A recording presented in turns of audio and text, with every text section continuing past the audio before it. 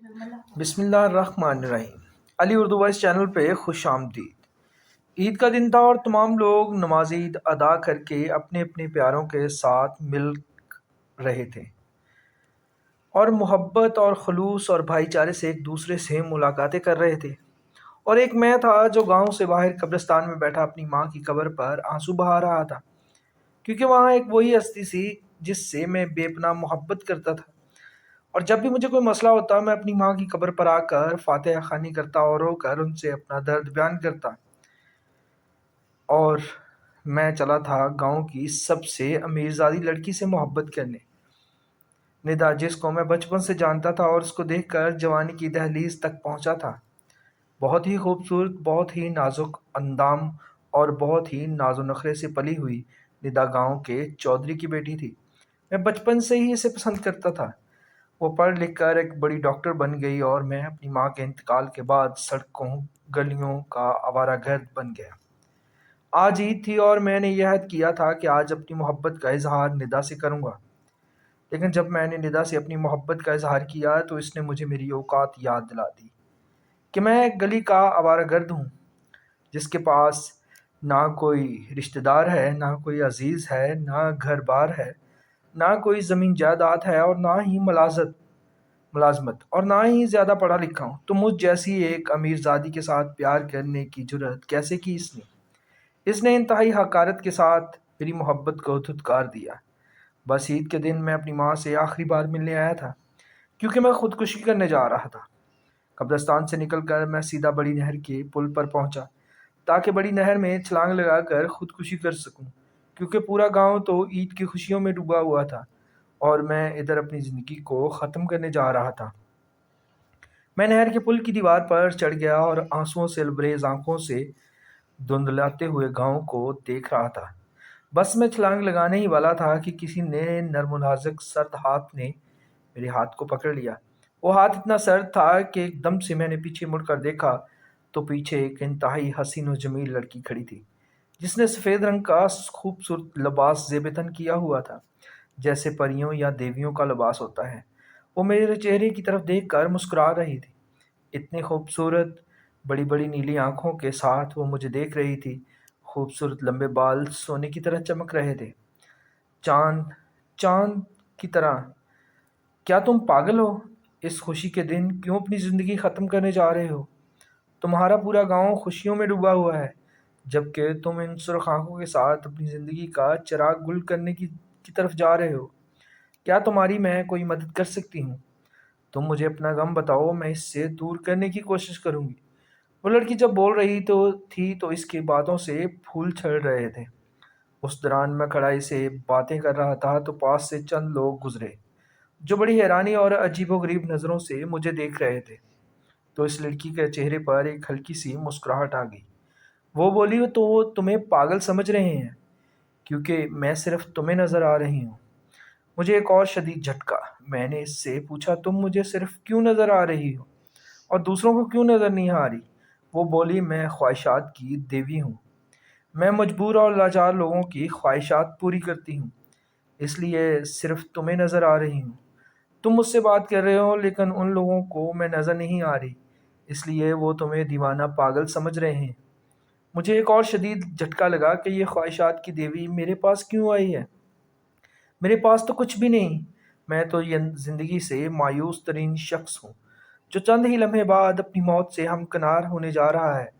وہ بولی، تمہیں خودکشی کرنے کی ضرورت نہیں، تمہارا جو بھی مسئلہ ہے میں وہ حل کروں گی۔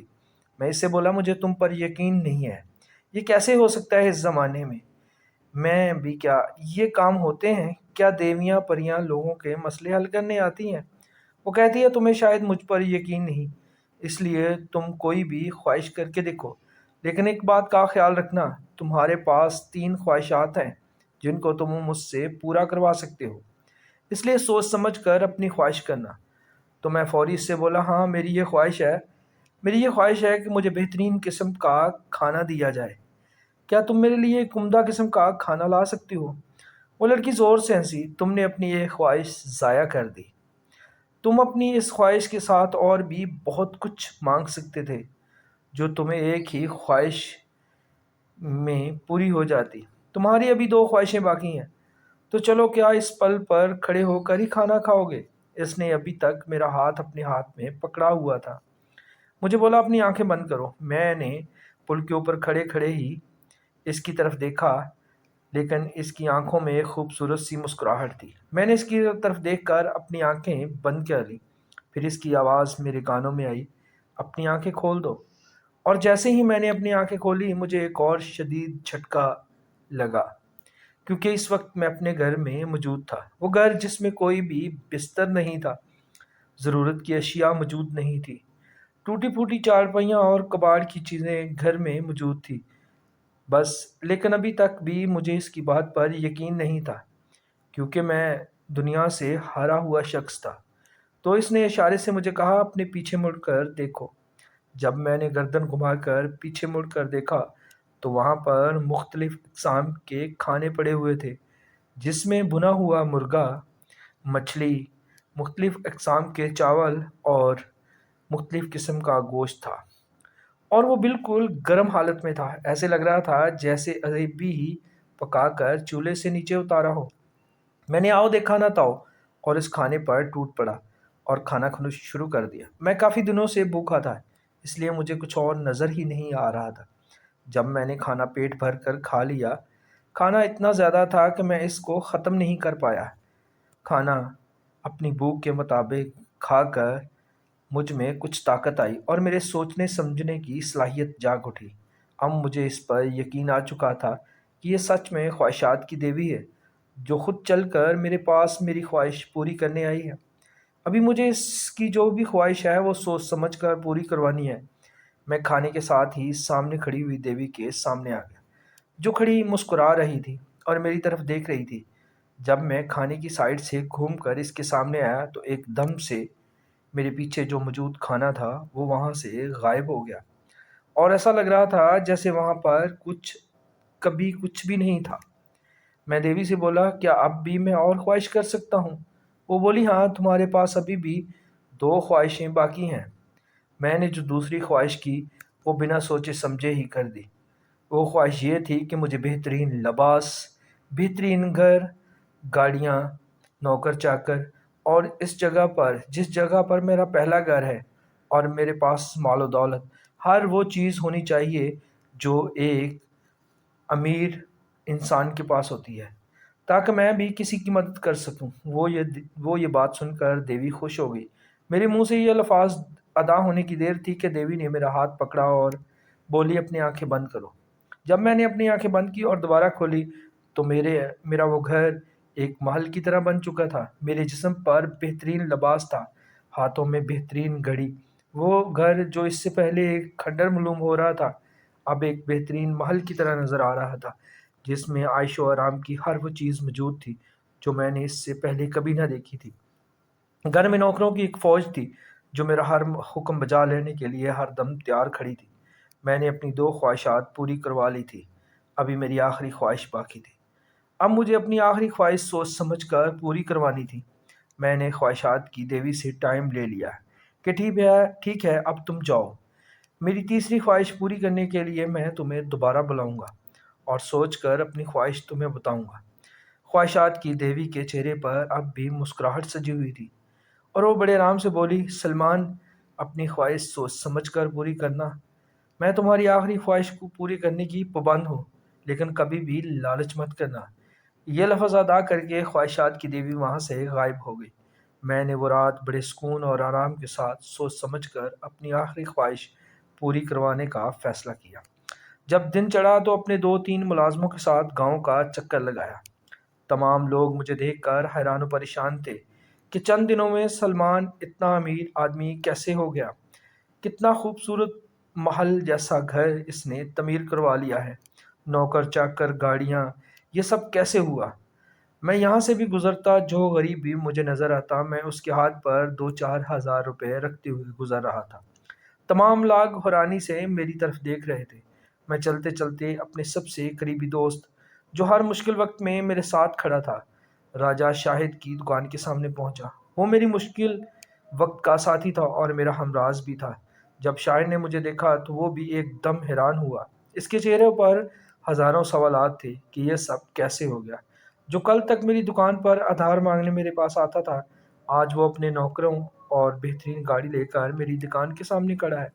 میں نے شاہد کو آواز دی، اوے چھادے، میرے پاس آ۔ میں نے اس کو زور سے گلے لگایا اور بولا، اللہ نے میری سن لی، اب مجھے کسی چیز کی کمی نہیں، اور اب تم بھی یہ دکان بند کرو اور میرے ساتھ چلو۔ اب ہم دونوں مل کر عیش کی زندگی گزاریں گے۔ تمہیں ابھی یہ حجام کا کام نہیں کرنا پڑے گا۔ تم میرے برابر کے حصے دار ہو۔ میری جتنی بھی دولت اور جائیداد ہے وہ برابر تمہاری ہے۔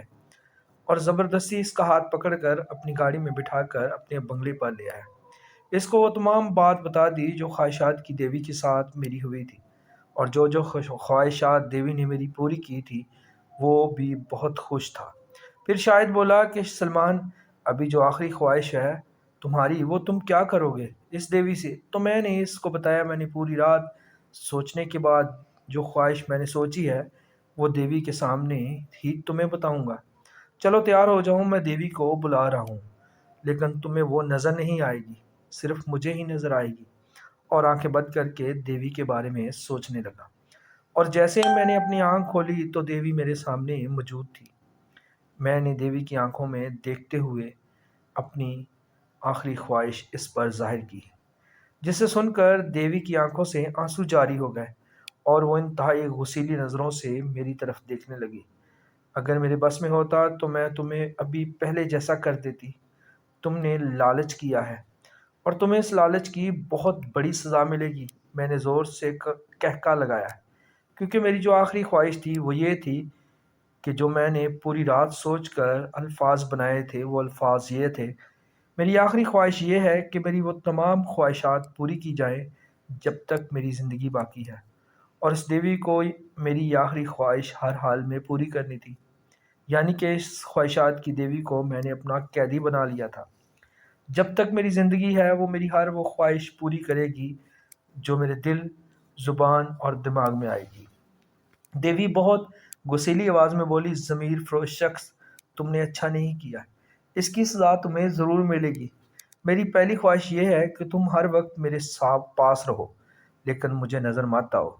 یہ الفاظ ادا ہونے کی دیر تھی کہ خواہشات کی دیوی میرے سامنے سے غائب ہو گئی۔ شاہد کے ساتھ مل کر میں نے ایک بزنس شروع کیا۔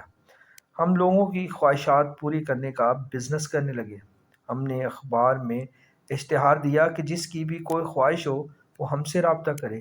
وقت اپنی رفتار سے گزرنے لگا۔ میں شہر کا ایک بہت بڑا رئیس بن گیا۔ لوگ دور دور سے اپائنٹمنٹ لے کر مجھ سے ملتے، اپنی خواہشات بتاتے، اور میں دیوی کے ذریعے وہ خواہشات پوری کرواتا۔ مال و دولت، اثر و رسوخ، زمین جائیداد، ہر چیز میرے پاس اس قدر زیادہ ہو گئی تھی کہ مجھے اس کی تعداد کا علم نہیں تھا۔ خواہشات کا کاروبار پورے عروج پر تھا اور میرے فون کی گھنٹی بجی۔ شاہد نے فون ریسیو کیا اور اپنے چہرے پر مسکراہٹ سجاتے ہوئے میرے پاس آیا اور مجھے آ کر بولا، مبارک ہو سلمان، آج وہ ہونے جا رہا ہے جس کا تم تصور بھی نہیں کر سکتے۔ تمہاری محبوبہ تم سے ملنا چاہتی ہے، لیکن وہ یہ نہیں جانتی کہ تم وہ شخص ہو جو لوگوں کی خواہشات پوری کرتا ہے۔ وہ بھی اپنی خواہش لے کر تمہارے پاس آ رہی ہے، اپنی کوئی خواہش تم سے پورا کروانا چاہتی ہے۔ میں تمہارے اس پیار کے بارے میں جانتا ہوں، اس لیے میں نے اس کو زیادہ انتظار نہیں کروایا اور اس کو آج شام کا ہی ٹائم دے دیا ہے۔ جب میں نے یہ بات سنی تو ایک دم سے مجھے وہ گزرا ہوا وقت یاد آنے لگا کہ میں اس سے کتنا پیار کرتا تھا۔ ایک دن اس نے مجھے دھتکارا تھا، آج وہ خود چل کر میرے پاس آ رہی ہے۔ جس نے مجھے کبھی اپنے حسن اور دولت جائیداد کا حوالہ دیا تھا۔ میں بڑی شدت سے اس لمحے کا انتظار کرنے لگا جب ندا میرے سامنے آئے گی اور مجھے دیکھ کر اس کا کیا رسپانس ہوگا۔ اسی انتظار میں شام ہو گئی اور اس کے آنے کا ٹائم ہو گیا۔ میں بار بار گھڑی پر ٹائم دیکھ رہا تھا۔ آج میں نے وہی گھڑی پہنی ہوئی تھی جو دیوی نے میری دوسری خواہش پوری کرتے ہوئے میرے ہاتھ میں ڈالی تھی۔ ایک دم سے میرے دفتر کے دروازے پر دستک ہوئی اور میں اپنی کرسی سے کھڑا ہو گیا۔ دروازہ کھلا تو سامنے وہی حسن کا پیکر، حسن جمال، خوبصورت نیلی آنکھیں، گلابی ہونٹ، ساڑی پہنے ہوئے دروازے میں کھڑی ندا اندر آنے کی اجازت مانگ رہی تھی۔ میں نے بے ساختہ کہا، آئیے، میں آپ کا ہی انتظار کر رہا تھا۔ ندا وہاں سے چلتی ہوئی میرے سامنے آ کر رک گئی اور بے ساختہ میرے منہ سے یہ الفاظ نکلے، کاش یہ وقت یہیں پر تھم جائے۔ اور یہ میری آخری خواہش تھی، اور وہ ایک دم میری ہی خواہش پوری ہو گئی۔ میں غلطی کر چکا تھا، اس کے بعد میری کوئی خواہش پوری نہیں ہو سکتی تھی، اور وقت تھم چکا تھا۔ ایک دم دروازے پر دستک ہوئی، میں اپنی کرسی سے کھڑا ہوا، دروازہ کھلا، سامنے ندا کھڑی تھی اور ندا اندر آنے کی اجازت مانگ رہی تھی۔ میں نے بے ساختہ کہا، میں آپ کا انتظار کر رہا تھا۔ وہ وہاں سے چلتی ہوئے میرے سامنے آ کر رک گئی، اور میرے منہ سے وہی الفاظ دوبارہ ادا ہوئے، کاش یہ وقت یہیں پر تھم جائے۔ اور یہی نظارہ بار بار رپیٹ ہونے لگا، کیونکہ اس سے آگے وقت تھم چکا تھا۔ جو میری خواہش تھی وہ پوری ہو چکی تھی، اور خواہشات کے اپنے ہی بنائے ہوئے جال میں پھنس چکا تھا۔